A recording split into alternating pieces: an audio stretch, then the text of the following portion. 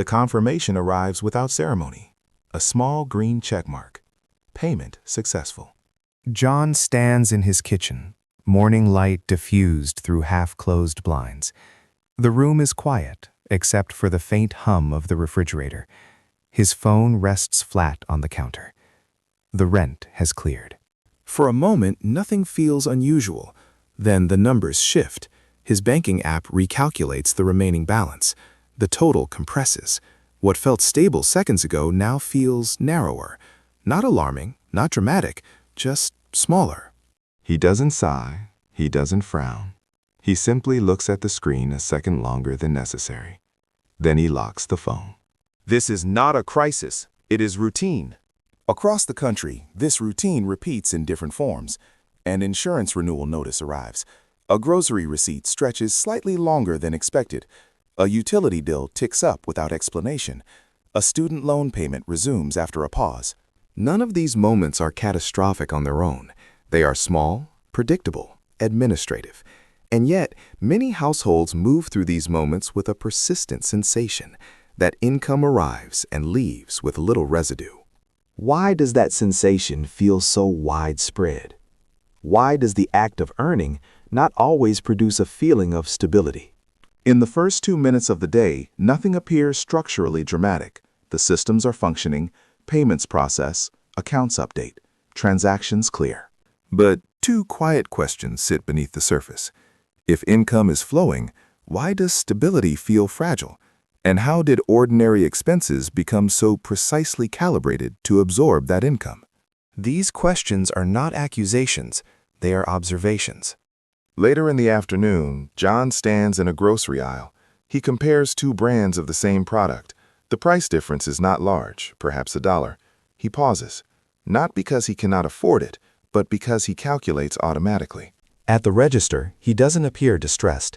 The transaction proceeds normally. He places the receipt in the bag without reviewing it. By evening, he sits at a small table near the window, laptop open. The light outside fades from orange to gray. He reviews categorized expenses on a simple dashboard: housing, transportation, insurance, food, subscriptions, retirement contribution.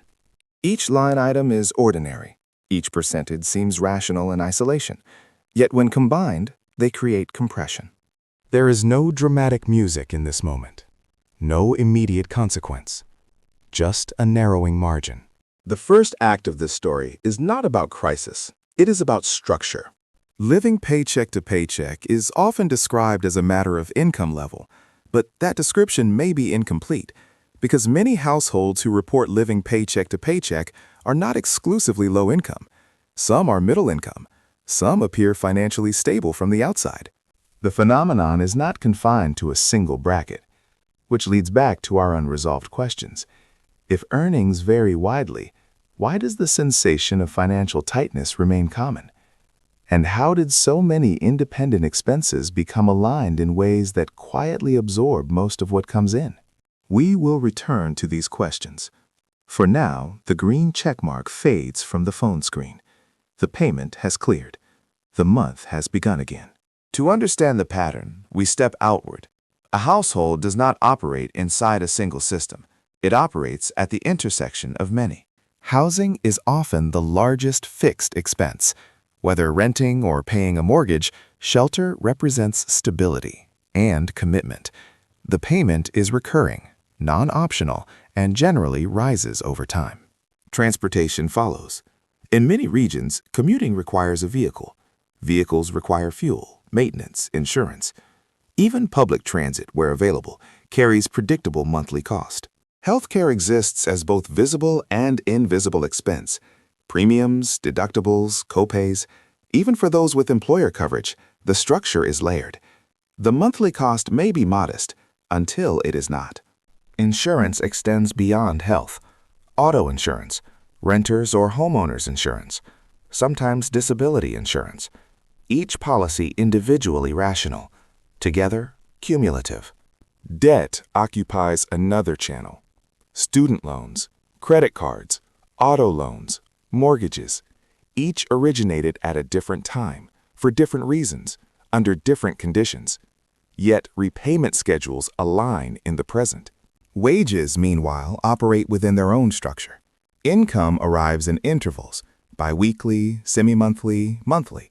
But expenses do not always wait for those intervals.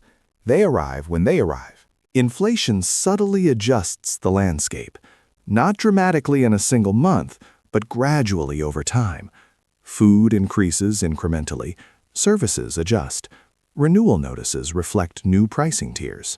Retirement contributions, for those who participate, reduce take-home pay in the present to support long-term security. The trade-off is rational. The effect is immediate. Childcare, for families who require it, can rival housing in cost. It enables work. It consumes income simultaneously. Each of these systems evolved independently. Housing markets respond to supply and demand. Healthcare pricing follows its own architecture. Credit markets price risk. Wage growth follows productivity trends, market competition, industry demand. And yet, for individuals like John, they converge. He sits again at his laptop. This time, the dashboard view expands. Categories appear in color bands. Housing, 34%. Transportation, 15%. Insurance, 9%. Food, 12%. Debt, 11%. Utilities, 6%. Miscellaneous and subscriptions, 5%. Retirement savings, 8%. None of these numbers scream imbalance. They resemble widely accepted budgeting norms, but when added together, they leave little unallocated space. Around minute 25, something subtle becomes visible, a pattern. Each major system has one shared characteristic: recurrence. They are not one-time events. They are ongoing obligations. Their timelines overlap. Rent recurs monthly. Insurance renews annually, but bills monthly. Debt requires monthly minimums. Utilities recur. Subscriptions auto-renew. Fuel is continuous. Food is constant. This is pattern recognition moment number 1. The structure of recurrence creates a baseline absorption of income. Even modest variation, a slightly higher grocery bill, a small medical expense, a car repair, must fit within margins already allocated. John scrolls through the transaction history. No dramatic spikes, just steady outflow. The quiet connection linking multiple systems is not extravagance, it is synchronization. Housing does not coordinate with healthcare. Healthcare does not coordinate with debt repayment. Debt does not coordinate with inflation. But they all coordinate indirectly through the same paycheck. The first unresolved question begins to clarify. If income flows in, but stability feels fragile, it may be because the inflow is already pre-committed. The paycheck is not entirely discretionary. It is partially spoken for before arrival. Still, this does not fully explain why the sensation feels so widespread. After all, recurring expenses have existed for decades, so what changed? We move deeper. John sits in low evening light. The apartment is quiet. The city skyline glows faintly through the window. He reviews an email reminder. Insurance premium adjustment next quarter. He closes it without reaction.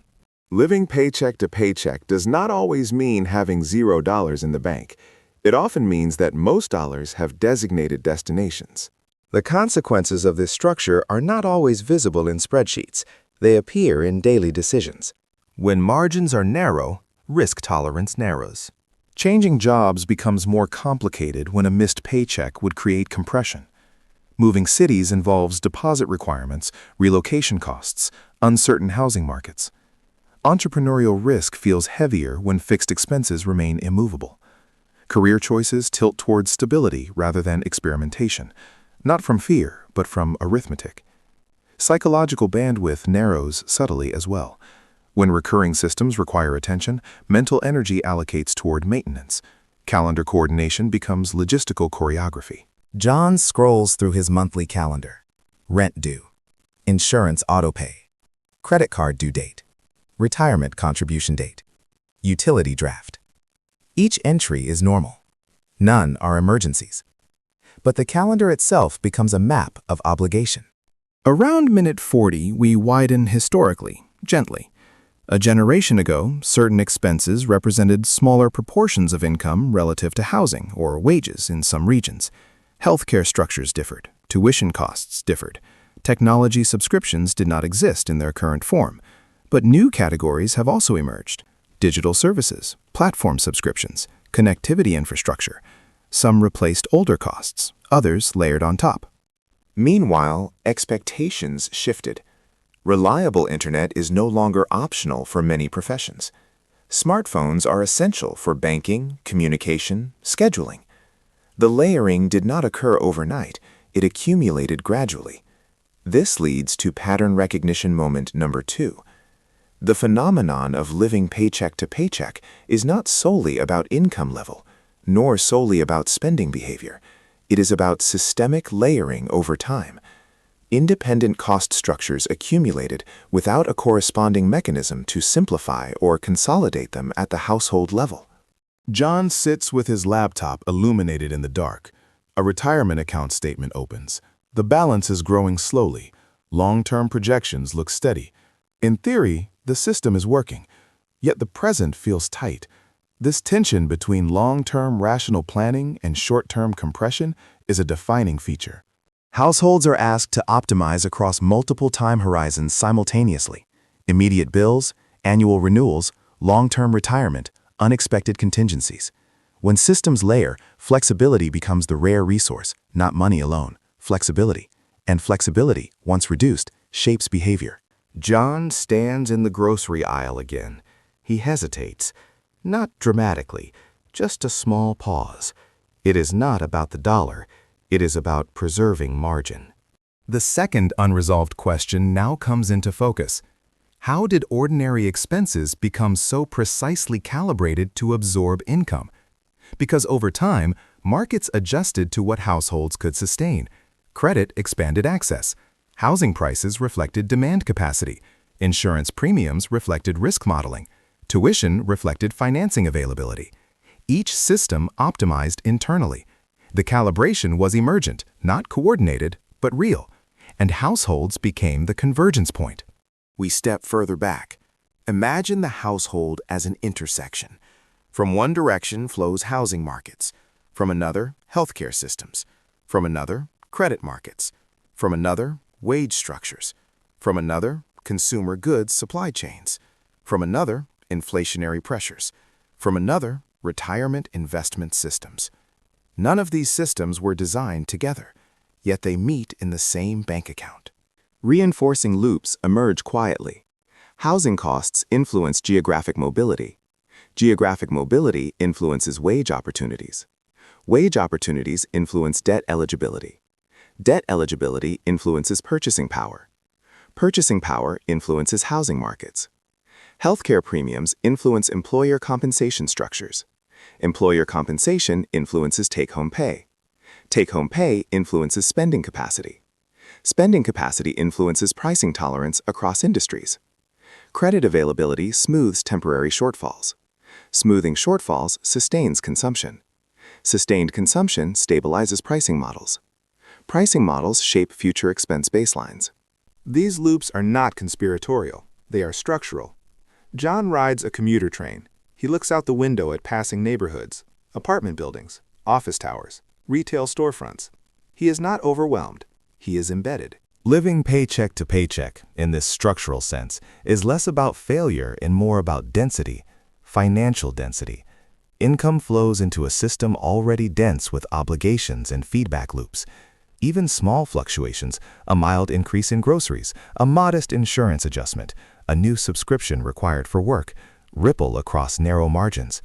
And because many systems rely on predictable household participation, pricing models evolve around typical household capacity. The result is a steady equilibrium, not unstable, but tight. John sits in his apartment at night. City lights flicker beyond the window. His laptop closes. Nothing dramatic happened today, and yet the structure remains. We return to the kitchen counter. Another payment confirmation. Another recalculation. John stands still for a moment, phone in hand. The numbers adjust. The month advances. Living paycheck to paycheck is often described emotionally, but structurally it reflects the convergence of recurring systems operating simultaneously within a single household. Income arrives, obligations await, margins narrow, not because of one decision, not because of one system, but because layered systems evolved independently and now intersect daily. John sets the phone down. He looks toward the window. Outside, the city continues its quiet rhythm. The systems are functioning. The payments process. The lights remain on. The sensation of tightness is not always visible from the outside. It lives in calendars, in dashboards, in grocery aisles, in renewal notices, in long-term projections that coexist with short-term compression. There is no dramatic resolution here, only clarity. The paycheck arrives.